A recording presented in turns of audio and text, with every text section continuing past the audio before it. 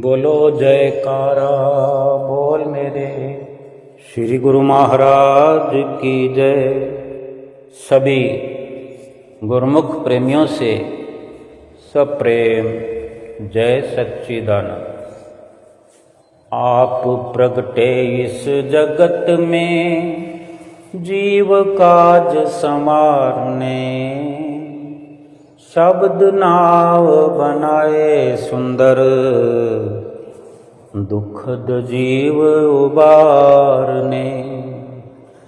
तुध आगे अरदास हमारी, दियो पिंड सब तेरा। कह नानक सब तेरी वड्याई, कोई नाम न जाने मेरा। नम्रता और दीनता से भेंट सतगुरु लीजिए। मैं हूँ शरणागत तुम्हारा, दास अपना कर लीजिए। मैं हूँ शरणागत तुम्हारा, चरणों में रख लीजिए। हमारे नैनाभिराम हृदय सम्राट जगत वंदनीय प्रातः स्मरणीय श्री श्री 108 श्री परमहंस दयाल महाराज जी, प्रथम पातशाही गुरु महाराज जी इस धराधाम पर अवतरित हुए। इस दुनिया में आकर के एक विशाल लक्ष्य पूर्ति का जिम्मा लेकर के आए, जिसमें हम जीवों की भलाई, हम जीवों की रहनुमाई और जन साधारण के कल्याण के लिए, विश्व के कल्याण के लिए उनका जो जीवन रहा, जो जीवन चरित्र, अनेक अनेक ऐसे उनके जीवन के रहस्यमयी कार्य हैं, राज से भरे उनके प्रैक्टिकल जीवन के ऐसे ऐसे गुप्त दृश्य हैं, प्रगट दृश्य हैं। उनकी लीलाएं, उनके आदर्श सब के सब तो लेखनीबद्ध किए ही नहीं जा सकते, ना लिखा जा सकता है, ना मुंह जुबा से वर्णन किया जा सकता है। बस जिसने जो देखा, अनुभव किया, अपनी अपनी मुख रचना को पवित्र करने के लिए वर्णन भी किया, स्वयं भी अपने जीवन को खुशहाल करते हुए अपने आप को धन्य किया और दूसरों को भी महापुरुषों के ऐसे आदर्श सुना करके, उनकी लीलाओं का वर्णन गा करके, सुना करके उनके जीवन में भी भरपूर खुशियां भरने का कार्य किया। जिस भी गुरुमुख प्रेमी ने जो भी नज़ारे देखे, श्रवण किए, अपने हृदय में धारण किए, वो उनकी महिमा का गान करते करते कभी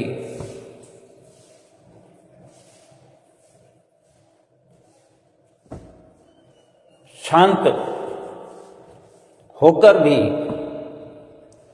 शांत होकर बैठा नहीं, उन गुणों का गुणगान करता रहा, करता रहा, करता रहा जीवन भर, अंत समय तक। उन्हीं वर्णनों में एक वर्णन आज हम चर्चा में शामिल करते हैं। श्री गुरु महाराज जी दूसरी पातशाही जी,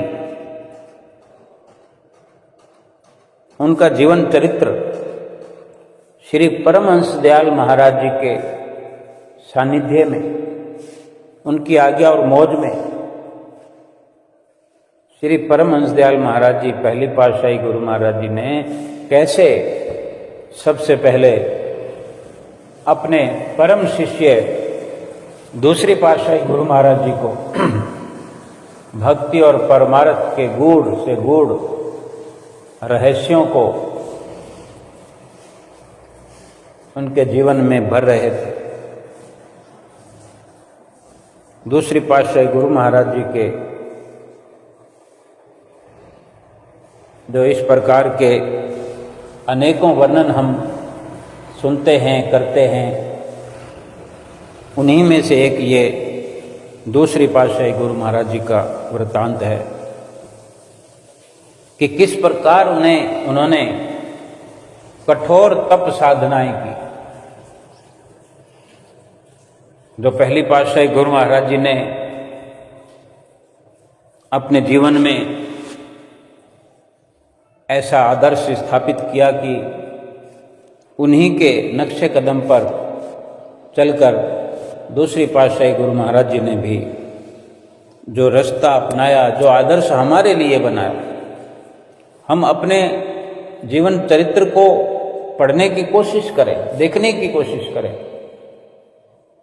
कोई स्त्री हो, पुरुष हो, बच्चा हो, बुजुर्ग हो, अमीर हो, गरीब हो, सुंदर हो, कुरूप हो, देश में रहता हो, विदेश में रहता हो, गांव में रहता हो, कैसा भी जीवन यापन करता हो, कर रहा हो, एक झलक महापुरुषों के जीवन चरित्र पर विचार करने की जरूरत है, गौर करने की जरूरत है, थोड़ा गहराई में गोता लगाने की जरूरत है। सब कुछ अपने आप साफ हो जाएगा। हमारी भक्ति कैसी है, हमारी सोच कैसी है, हमारा व्यवहार कैसा है, हमारे कर्तव्य परायणता कैसी है हमारी, सब कुछ सीखने को अगर मिलेगा तो महापुरुषों के इन आदर्शों से ही हमें प्राप्त होगा। हमारे हाजिर हजूर सतगुरु दाता दयाल महाराज जी छठी पातशाही गुरु महाराज जी भी आज श्री परमहंस दयाल महाराज जी का, उनके सभी स्वरूपों का, उन सभी वक्तों का, सभी समयों का जिक्र करते नहीं अघाते। श्री परमहंस दयाल महाराज जी ने ये किया, श्री परमहंस दयाल महाराज जी ने ये किया, दूसरी पातशाही गुरु महाराज जी ने ये किया, तीसरी पातशाही गुरु महाराज जी ने ये किया, चतुर्थ पातशाही गुरु महाराज जी के गुणगान करना, पंचम पातशाही गुरु महाराज जी के गुणगान करना। हुजूर गुरु महाराज जी आज हमारे सामने हाजिर हजूर होकर के उनके गुणगानों का वर्णन करते नहीं थकते। हमें भी तो समझना चाहिए कि क्या इतनी गहराई है, क्या वो ऐसी विश्वसनीयता है, क्या वो सूक्ष्मता है, क्या स्थूलता है जो हमें समझाना चाहते हैं, क्या सत्य है, क्या असत्य है। केवल पाठ पढ़ करके अगर हम इतिश्री कर लें कि बस हो गया, प्रैक्टिकल उनके अमली जीवन को गहराई से पढ़ना। आज हम गुरुमुख प्रेमी किसी भी रोल में हैं, हम स्त्री हों या पुरुष हों, क्या फर्क पड़ता है। असलियत में तो हम केवल आत्मा हैं और हमारे श्री गुरु महाराज जी किसी रूप में हों, पहली पातशाही गुरु महाराज जी के रूप में हों, दूसरे रूप में, तीसरे रूप में, चौथे रूप में, पांचवें या अब हाजिर हजूर छठे रूप में हो, असल में तो वे परमात्मा है। हमारा संबंध जो है आत्मा और परमात्मा का है। इसी को समझने के लिए ही हमारे श्री परमहंसों ने श्री दरबार बनाया है। एक ये ठोस मजबूत नींव भक्ति की रखी है कि भक्ति का प्रैक्टिकल अमली निर्माण हम अपने जीवन में कर सके। कोई उठाऊ डेरा नहीं है कि चलते फिरते कोई संत आए, कुछ देर सत्संग किया और फिर वहां पर कोई दूसरा आए तो ढूंढता रह जाए कि सत्संग तो मुझे भी चाहिए, भक्ति तो मुझे भी करनी है, लेकिन मैं अब सीखूं कहां से। फिर वो ढूंढता रहे कि कहाँ गए वो सिखाने वाले संत। हमारे श्री परमहंसों ने जो एक मजबूत नींव रखी है, युगों युगांतरों तक भक्ति और परमार्थ का डंका बजता रहेगा।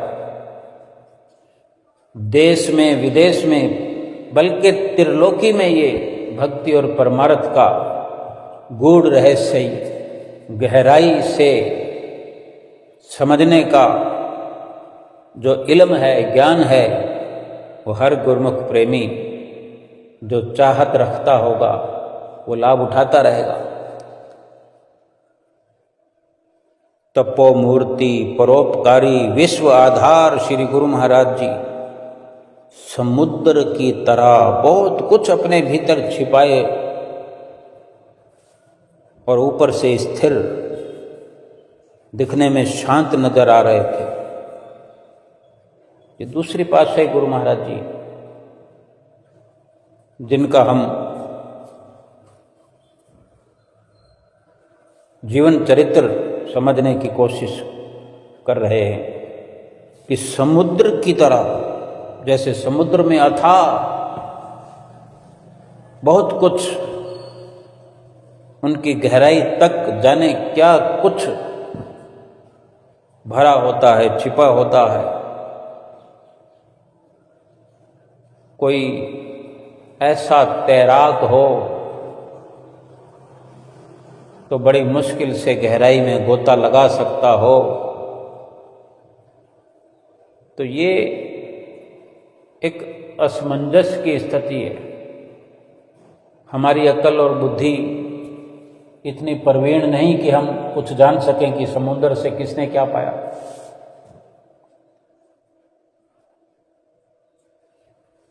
फिर भी अगर कोई प्राप्त कर सकता है तो कोई वो विरला विरला, यानी गोता उसको लगाना पड़ेगा, गहराई से विचार करना पड़ेगा।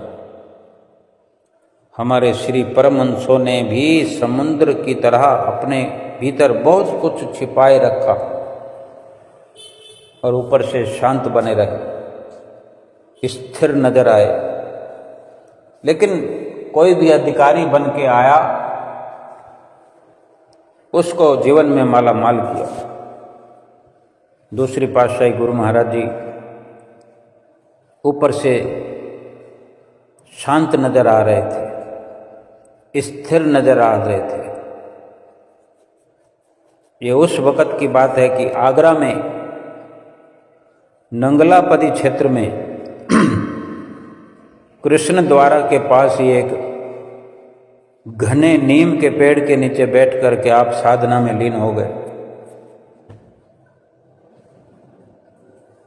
साधना क्या होती है, भजन क्या होता है, आज तो हमें हुजूर गुरु महाराज जी 2 घंटे के लिए भी बार बार लगातार वचन करते रहते हैं और हम हैं कि मनन नहीं कर पाते,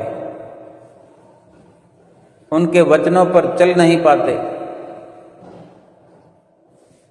हम विचार करें कि क्या वो गूढ़ रहस्य हैं जो उन्होंने आदर्श बनाकर हमारे सामने ज्यों का त्यों रख दिया है कि अगर हम लाभ उठाना चाहें, लाभान्वित होना चाहें, तो ये बहुत स्वर्णिम अवसर है हम गुरुमुख प्रेमियों के लिए। बहुत ही ये अनमोल वक्त है समझने की कोशिश करनी होगी। कृष्ण द्वारा के पास एक घना नीम का पेड़, उस नीम के पेड़ के नीचे बैठकर आप साधना में जो लीन हुए, तो आपको इतना भी समय ना होता, कभी आपको इतनी भी फुर्सत ना होती भजन को छोड़ने की, या इतनी भी ज़रूरत महसूस ना करते कि खाना बनाना या कोई व्यंजन बनाना। उसी नीम के पेड़ के नीचे जो बैठ करके साधना में लीन हुए, तो उसी पेड़ के जो नीम के पत्ते वो उबाल कर खा लेते। सोचो गुरुमुख प्रेमियों, हमारे लिए ये आदर्श बनाया है उन्होंने, भजन करके हमारे लिए भक्ति का रास्ता जो है सरल बनाया है। कोई वक्त होता था भगवान को पाने की लालसा में, चाहना में हजारों हजारों साल तपेश्वर तप करते थे, जप करते थे, साधनाएं, कठिन से कठिन साधनाएं कंदराओं में, गुफाओं में जाकर करते थे। लेकिन हमारे श्री गुरु महाराज जी ने, श्री परमहंसों ने हम गुरुमुख प्रेमियों की खातिर ऐसी कठिन साधनाएं करते हुए कभी अपने शरीर के लिए सोचा तक भी नहीं, सब कुदरत पर छोड़ दिया। केवल अपने शरीर को भजन के काबिल रखने के लिए मात्र उस वक़्त दूसरी पातशाही गुरु महाराज जी ने नीम के पत्ते उबालकर खाए और पानी का केवल सेवन किया। इतना ही नहीं, उनके जीवन में उस काल में, उस वक़्त में भजन करते हुए, पेड़ के नीचे बैठे हुए, कब किस वक़्त सर्दी का मौसम आ गया, कब गर्मी का मौसम शुरू हो गया, कब धूप निकली, कब वर्षा हो गई, कब दिन निकला, कब रात हुई, आपको कोई शुद्ध नहीं। शरीर पर कुछ है, कपड़ा पहना हुआ है या नहीं है, कोई चिंता नहीं। शुद्ध ही नहीं तो फिर चिंता कहाँ से हो। खाना पीना तो जैसे छूट ही गया। अपने रहने के लिए झोंपड़ी तक नहीं बनाई। नीम के उसी पेड़ के नीचे आपने 10-11 फुट गहरी और लगभग 6 फुट लंबी, 4 फुट चौड़ी एक गुफा बना ली। नीचे की तरफ गहरी, आगे की तरफ लंबी और 4 फुट की चौड़ाई। ये अपने लिए बैठकर भजन करने के लिए ये गुफा बना ली। इसी में बैठकर आप भजन ध्यान करते, तप करते, तपश्चर्या करते रहे। मुखारबिंद पर मौन धारण था, मौन किए हुए, और आंखें भी लगभग अक्सर बंद रखा करते थे, ध्यान लगाए हुए, आंखें बंद किए हुए। और ऐसे में आसपास के लोग जिनके हृदय भक्ति भाव से भरे थे, आपके बारे में कुछ जानते नहीं थे, कुछ भी नहीं जानते थे, बस इतना ही कि आप एक योगी हैं। उनकी पहुंच इतनी थी, उनकी बुद्धि की यही पहुंच थी, इतना ही समझ पाते थे कि ये कोई योगी पुरुष है। और इतना तक भी सोचकर उनके मन के अंदर इतनी श्रद्धा और स्नेह भर भर आता। श्रद्धा और स्नेह बस वे आपके लिए खाने पीने के लिए फल इत्यादि वहाँ नज़दीक रख दिया करते थे। फल और जल या दूध, ये सब आपके नज़दीक रख दिया करते, क्योंकि आप लीन होते, ध्यान मग्न होते, तो वो रख दिया करते पास में कि जब आपकी समाधि खुलेगी कभी तो नज़र पड़ेगी, जब वो अपने ज़रूरत के अनुसार उनका भोग लगाएंगे, लेकिन आप उन पर नज़र तक भी नहीं डालते। और इसी के बीच श्री परमहंस दयाल महाराज जी, जिनको दादा गुरुदेव जी के नाम से भी जाना जाता था और आज भी जाना जाता है, पहली पातशाही गुरु महाराज जी अपने परम शिष्य जो यहाँ धूनी रमाए बैठे थे, परमहंस दयाल महाराज जी पहली पातशाही जी आगरा आए और गुफा से बाहर अपने पवित्र हाथों से धूनी रमाई।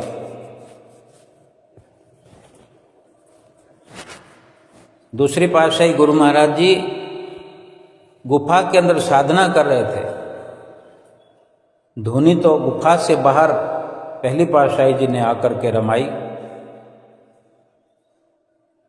महान गुरु के महान शिष्य कभी गुफा के भीतर, कभी धूनी पर बैठकर पराज्ञान की चर्चा करते। और श्री गुरु महाराज जी पहली पातशाही जी आध्यात्मिक शक्तियों को तेजी से संचित करने की युक्तियां आपको अपने परम शिष्य दूसरी पातशाही गुरु महाराज जी को बता रहे थे, समझा रहे थे। फिर इसके बाद श्री गुरु महाराज जी पहली पातशाही जी टेरी वापस लौट गए और आप दूसरी पातशाही जी उसी प्रकार साधना करते रहे। साधना में लीन रहने से आपके नेत्र अंदर की ओर पीछे की ओर धंसने लगे। आपके श्री गाल भी पिचक गए। गुरुमुख प्रेमियों, एक दिन भी अगर हम खाना नहीं खाते हैं, भोजन लंगर नहीं ग्रहण करते हैं, तो हम जानते हैं कि कैसी हमारी शरीर की दशा हो जाती है। कृशकाय हो जाता है शरीर, जैसे जान निकल गई हो। और सोचो, जो महीनों की वर्षों की परवाह न किए हुए खाना पीना छोड़ दिया हो, जिसने पत्तों का इस्तेमाल करते, वो भी नीम के पत्तों का जो इस्तेमाल करके भजन ध्यान में बैठा हो। सोचो कितनी कुदरती शक्तियों से ही जिनके अंदर प्राणों का संचार हो रहा था, भोजन के नाम पर तो सब कुछ छोड़ दिया था। तो ऐसे में हम समझ सकते हैं कि किस प्रकार उनके नेत्र अंदर धंसने लगे, गाल पिचक गए। बस एक आत्मिक शक्ति जो निरंतर बढ़ रही थी, वृद्धि हो रही थी। जब आपको वहां आकर खड़े होने वाले जन समूह से किसी प्रकार की परेशानी न होती थी, बच्चे आपके पास निर्भय होकर आ जाते और खेलने लगते। आप उन्हें प्रसाद का लालच देकर उनसे भी हरि नाम का संकीर्तन ताली बजा बजा कर करवाते। जब भी आपकी समाधि खुली होती तो भजन कीर्तन चलते थे। बच्चों के साथ बहुत घुल मिलकर उनसे कीर्तन करवाते, तालियां बजवाते। वो बच्चे बड़े प्रसन्न होते।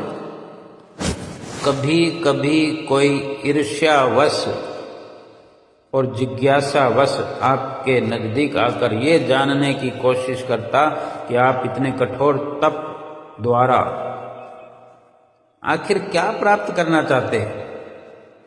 जो खाना पीना छोड़ा हुआ है, पहनना छोड़ा हुआ है, न सर्दी की परवाह है, न गर्मी की परवाह है। थोड़ी सी बरसात आती है तो तितर बितर हो जाते हैं, हम भागने लगते हैं, रुक जाते हैं अपना सफर बीच में छोड़ करके।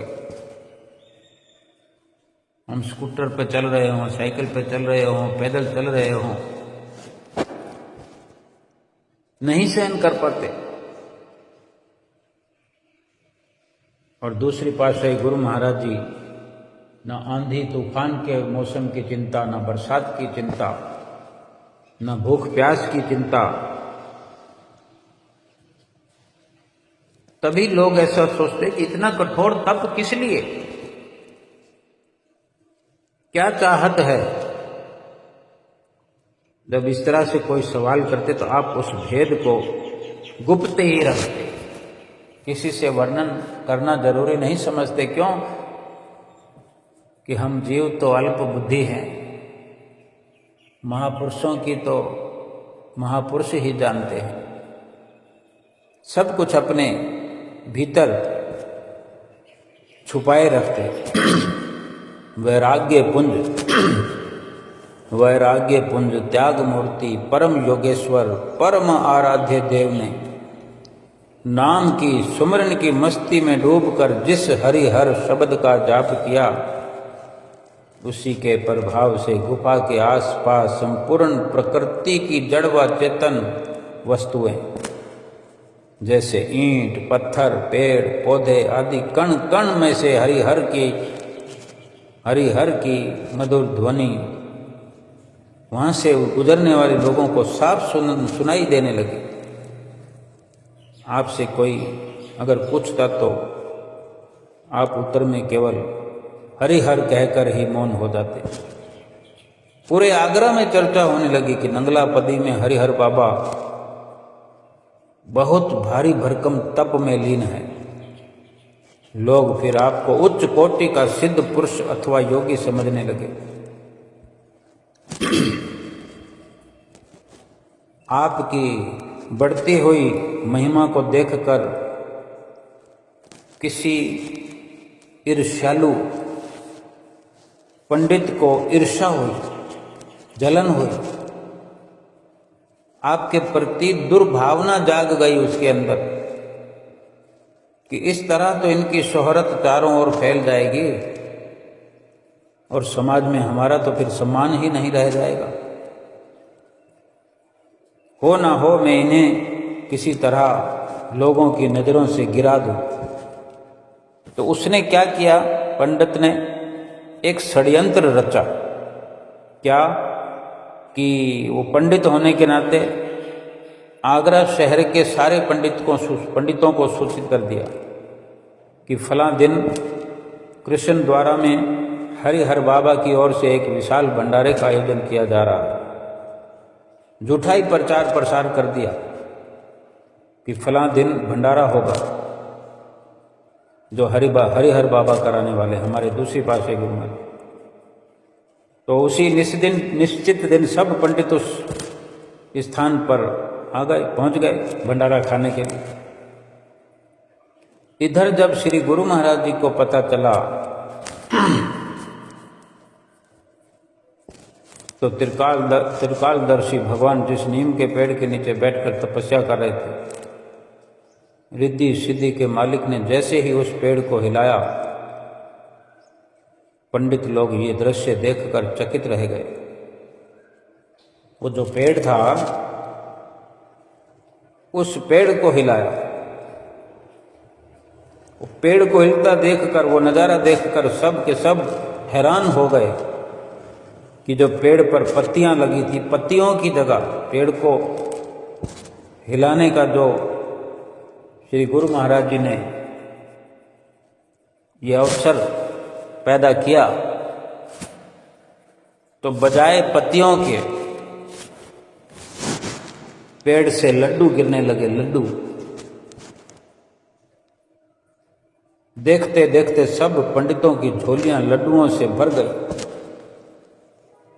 लड्डू भी ऐसे विचित्र आकार के, ऐसे अनोखे प्रकार के लड्डू, और वजन 1-1 किलो के लड्डू। सब ने पेट भरकर लड्डू खाए और साथ ले जाने के लिए भी लड्डू बांध ली। पंडित लोग आश्चर्यचकित हुए। उनके मन में ये विचार आया कि बाबा जी ने तो अभी हमारे धुने नहीं प्रसन्न किए,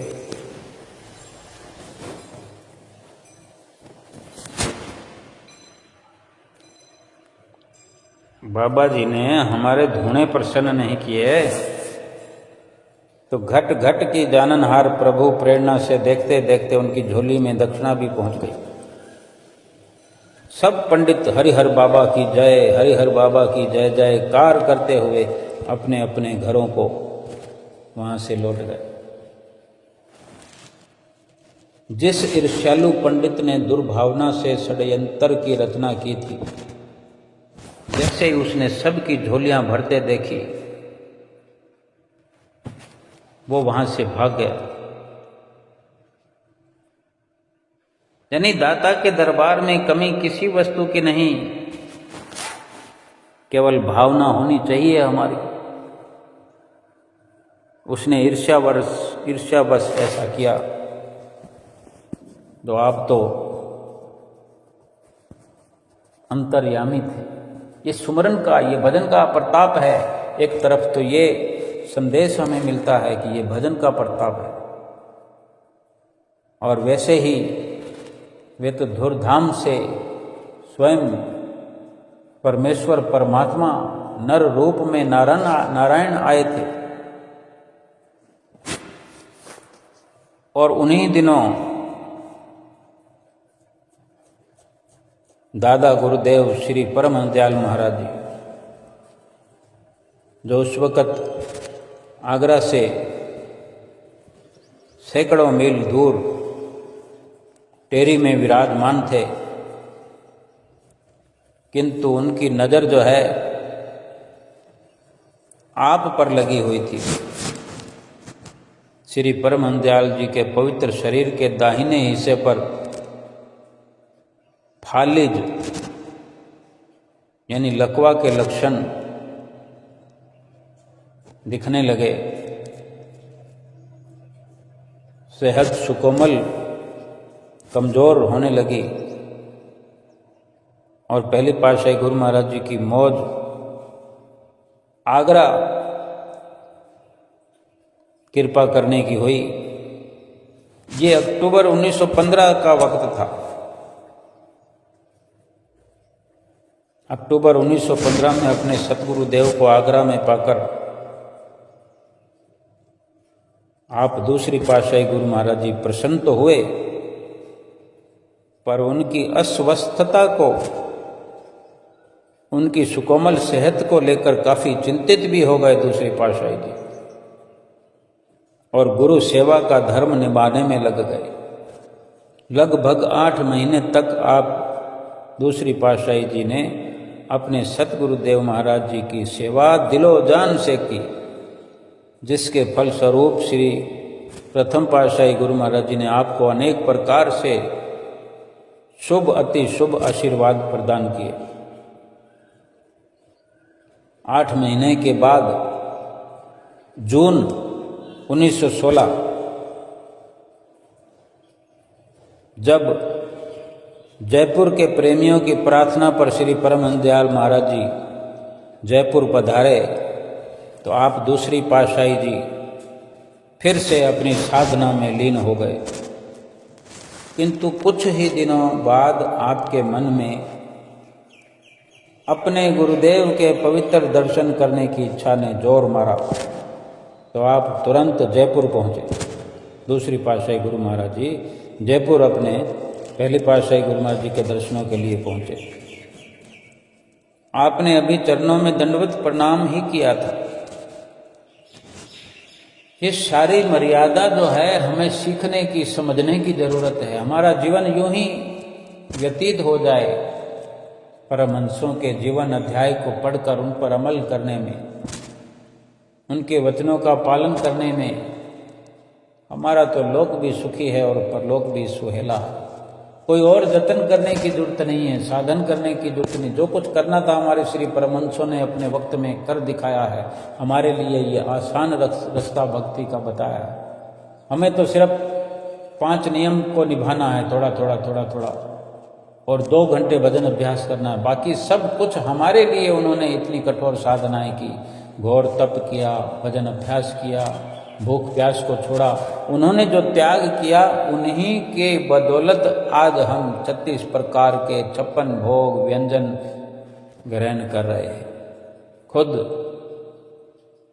हुजूर गुरु महाराज जी श्री परमहंस दयाल महाराज जी के छठे अवतार में अपनी चरण शरण में बिठाकर क्या कुछ हमें नहीं खिलाते, लंगर में क्या कुछ हमें नहीं मिलता, भक्ति से भी झोलियां भरते हैं, प्रसाद के कार्टून हम भर करके एकत्र करके यहाँ से ले जाते हैं, किसी चीज़ की कमी नहीं। और जो भजन सुमरन करने का वरदान हमें देते हैं, नाम का जो वरदान दिया है, अगर हम अमल करें तो हम जाने कितने शक्तिशाली अंदर से भी और बाहर से भी हो जाएंगे। हमें तो भूखे प्यासे रहने का कोई भी वरदान नहीं दिया। पंचम पातशाही गुरु महाराज जी ने भी अपने सुंदर वचन फरमाए कि खाओ पियो खुशियाँ मनाओ, बात ना भूलो एक। श्री आरती, पूजा, सेवा, सत्संग, दर्शन, ध्यान, चाहे बाधा पड़े अनेक, हमें कोई भी आपत्ति नहीं है, कोई मुसीबत नहीं है उनके वचन निभाने में, बल्कि मुसीबतें तो दूर भागती हैं, आपत्तियां तो समाप्त होती है, बड़े बड़े तूफान टल जाते हैं। लेकिन अगर हम हाथ पर हाथ धर के बैठे रहे तो परमहंसों को दुख होता है, अफसोस होता है, क्योंकि हमें दुखी नहीं देखना चाहते। और भजन सुमरन के बिना तो फिर हम अपने दुखों का निवारण कैसे करेंगे, अपने जन्म मरण का हम छुटकारा कैसे करेंगे। दूसरी पातशाही गुरु महाराज जी जो दर्शन करने गए जयपुर, पहली पातशाही गुरु महाराज जी के, वहाँ उपस्थित होकर चरणों में दंडवत प्रणाम ही किया था कि आपको तुरंत वहाँ से लौट जाने की आज्ञा प्रदान कर दी पहली पातशाही गुरु महाराज जी ने। आप एकदम हैरान हो गए, चौंक गए, लेकिन भीतर से तो आप भी बहुत बड़ी मर्यादा को, आदर्शों को लिए हुए थे। आंखें छलछला उठी, जैसे जबरदस्ती रोकने पर भी आंसू नहीं रुकते हैं, ऐसी दशा हुई कि बरबस आंखों से आंसू छलकने लगे। कहीं रह न जाए सितम कोई बाकी, मुझे आज मानी है ताबे मोहब्बत। आप श्री सतगुरुदेव जी की शारीरिक सेवा का धर्म निभाना चाहते थे। दूसरी पातशाही गुरु महाराज जी पहली पातशाही गुरु महाराज जी की निजी सेवा करना चाहते, ये भाव था। किंतु तुरंत लौटने की आज्ञा मिलते ही आप वापस आगरा चल पड़े। परम भक्त जगन्नाथ जी हुए हैं। परम भक्त श्री जगन्नाथ जी उस समय श्री परमहंस दयाल महाराज जी के शुभ दर्शनार्थ आ रहे थे, वहाँ पहुँच रहे थे जहाँ गुरु महाराज जी विराजमान थे। पहली पातशाही जी वे आ रहे थे और आप दूसरी पातशाही गुरु महाराज जी जा रहे थे। आपस में भेंट हो गई। वो आपके श्री चरणों में विनती करके आपको भोजन कराने अपने साथ ले गए। वो भगत जी दूसरी पातशाही जी को अपने साथ अपने घर भोजन कराने ले गए। उसके बाद अपने पुत्र से कहकर आपको आगरा की गाड़ी में बिठला दिया।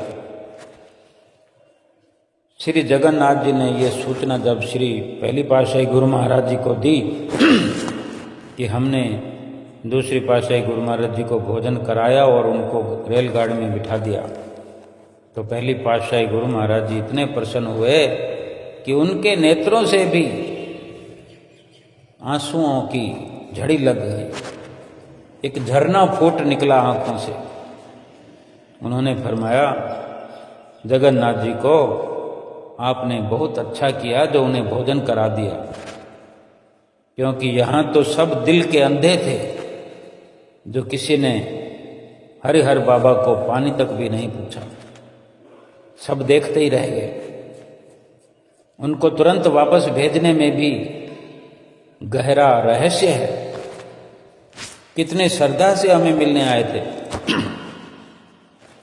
किंतु जब हमने उन्हें एकदम से वापस लौटने की आज्ञा दी तो भी एक शब्द नहीं बोले, ऐसे परम आज्ञाकारी शिष्य तो युगों में, कई कई युगों में एक बार ही हुआ करते हैं।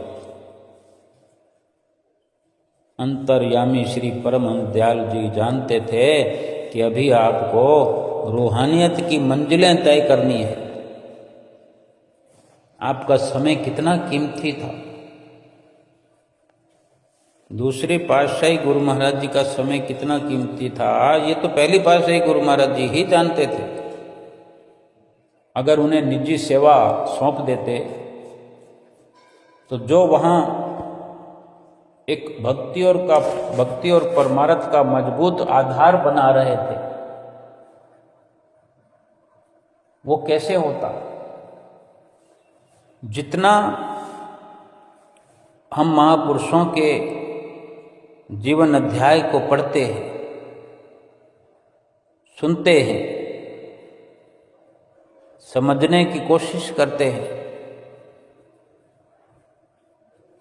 प्रभु तेरी अदाओं का मेरे पास कोई जवाब नहीं, अब मेरी आंखों में आपके सिवा कोई ख्वाब नहीं। प्रभु तुम मत पूछो मुझे कितनी मोहब्बत है तुमसे, इतना ही जानो मेरी मोहब्बत का अब कोई हिसाब नहीं। ऐसे प्रेम के क्या कहने। जितना हम महापुरुषों की रहमतों का अनुभव करते हैं, अगर उन पर अमल करें कि आज कितनी रहमत हम गुरुमुख प्रेमियों पर श्री परमहंस दयाल महाराज जी की है। हम चाहे घर में रहते हैं, चाहे आश्रम में रहते हैं, दरबार में रहते हैं, केवल जरूरी यही है कि हमें आदर्शों का पालन करना चाहिए। उनकी मेहरबानियों का हम क्या सिला दे सकते हैं। क्या हम धन से नवाज सकते हैं? क्या हम त्रिलोकी मालिक को कोई धन दे सकते हैं? क्या कोई उपहार दे सकते हैं? क्या है हमारे पास ऐसा जो उसके बिना उनका काम न चलता हो? वे तो आए हमारे लिए हैं, और जो कुछ भी जैसा भी जीवन चरित्र बना रहे हैं वो भी हमारे लिए कि हम उनके नक्शे कदम पर चल सके। लेकिन हम कहते हैं कि भजन हमसे होता नहीं, हम कहते हैं कि हमारा दिल नहीं लगता, मन नहीं लगता, हमारी कमर दर्द होती है, हमारा घुटना दर्द होता है, तरह तरह की बातें करते हैं। तो क्या हम संसार के कार्य नहीं करते हैं? संसार के कार्य करते हुए क्या कमर दर्द नहीं होती है? संसार के कार्य करते हुए घुटने दर्द नहीं होते हैं? क्या संसार के कार्य हुए घर गृहस्थी का कार्य करते हुए मन विचलित नहीं होता है? मन दुखी होता है तो हो, शरीर थकता है, भट्ठी में शरीर को झोंक दिया है, तन को, मन को, धन को कमा कमा करके। एक गरीब से गरीब इंसान भी पाई पाई इकट्ठा करके भी धन भट्ठी में झोंक देता है, शरीर निर्वाह के लिए, रिश्तों के लिए, ब्याह शादी में लगाता है, रिश्तों में आदर सत्कार के लिए खर्च करता है। क्या तन, क्या मन, क्या धन, चित्तवृत्तियां, सब कुछ दांव पर लगा दिया है। उससे क्या हासिल होगा? सिवाय दुखों के कुछ नहीं मिलने वाला। इसका ये मतलब भी कदापि नहीं है कि धन कमाया ना जाए, धन खर्चा ना जाए, लेकिन अपनी सुरती को मैला ना करो गुरुमुख प्रेमियों। अपने ध्यान को अपवित्र मत करो। ये बड़े अनमोल, ये बड़े कदर की वस्तुएं हैं, कदर वाली जगह लगाओ। संसार में ध्यान लगा करके अपने ध्यान को पवित्र नहीं रख सकते। संसार की तरक्की में मुबतला होकर के उस परमात्मा को भूल करके जीवन यापन न करो, बहुत मुसीबत हो जाने वाली है। तेरी मेहरबानियों का कोई जवाब नहीं, तेरे जैसा कहीं कोई दीदार नहीं। नशा तेरी इबादत का कभी ना उतरे सतगुरु, मेरे लिए इससे बड़ी कोई बात नहीं। एक गुरुमुख प्रेमी खूब जानता है, महसूस करता है कि नशे की हद तक वह सतगुरु से ध्यान करता है। दुनिया में चाहे जितना ही व्यस्त को क्यों ना हो, कितना भी दुनिया में व्यस्त हो, लेकिन वो अपने सतगुरु के ध्यान में मस्त है, क्योंकि वो जानता है एक सतगुरु ही है जो हर वक्त मेहर का टोकरा लिए हमारे लिए हमारे साथ चलते रहते हैं। जहाँ जरूरत होती है तो मेहरबानियों का टोकरा उड़ेल देते हैं हमारे पे, और हम अपना ध्यान अगर संसार में उलझा करके रखेंगे, हम अपना ध्यान उसी सतगुरु से हटा देंगे और दुनिया में लगा देंगे, तो दुनिया वाले हमें क्या देंगे? एक भिखारी से अगर कोई भिखारी भीख मांगने जाएगा तो क्या मिलेगा? शहंशाह को छोड़कर भिखारियों से हमने लिव लगाई है। तोड़ निभाने वाले सतगुरु को छोड़ करके क्या दुनिया ने किसी से प्रीत निभाई है? आज अगर हम न समझे, आज अगर हमने प्रयास न किया, तो फिर ये वक्त तो किसी का सगा नहीं है, मृत्यु किसी की सगी नहीं है, कोई लिहाज नहीं है। देखते ही देखते ये संसार छूट जाएगा, देखते ही देखते ये शरीर छूट जाएगा, सब कुछ तहस नहस हो जाएगा। एक सतगुरु का साथ जो सच्चा है,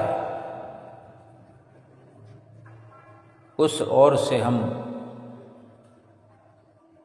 गफलत करते हुए अपने समय को जाया न करें। सतगुरु से सच्ची प्रीत करनी है, सतगुरु का ही साथ पा करके, सतगुरु का ही ओट आसरा, उसी का सहारा पा करके इस लोक में भी हम खुशहाल रह सकते हैं और परलोक भी हमारा संवर जाएगा। ना फिर आना है, ना फिर जाना है, ना जन्म लेना है, ना मरना है, ना दुख प्राप्त करना है, ना सुख प्राप्त करना है।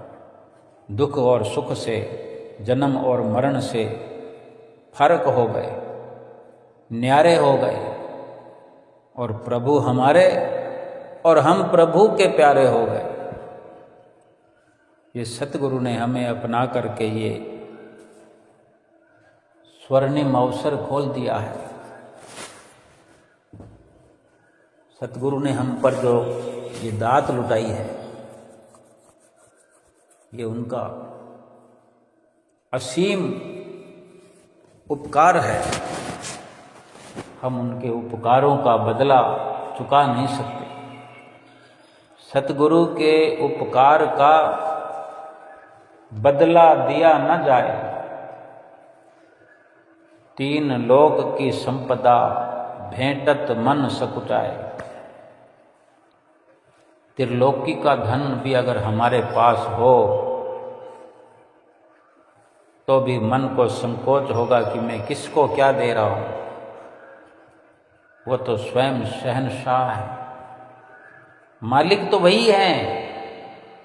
ठीक है, फिर भी हमारा भाव बनता है तो हम पहल उनके वचनों की पालना करें, 5 नियमों को निभाएं, 2 घंटे भजन अभ्यास करें। फिर भी ये विचार करें कि ये श्वास आपने दिए थे, ये वक्त आपने दिया था, ये नाम भी आपने दिया था, तभी तो मैं आपके चरणों में अर्पित कर सका हूँ। आरती में गाने वाले सारे दुनिया के लोग आते हैं कि तेरा तुझको अर्पण क्या लागे मेरा, ओम जय जगदीश हरे। मेरा कुछ भी नहीं है, सब कुछ आपका है, बस आप मेरे बन जाइए और मुझे अपना बना लीजिए और जन्म मरण से छुटकारा करा दीजिए। बोलो जयकारा बोल मेरे श्री गुरु महाराज की जय।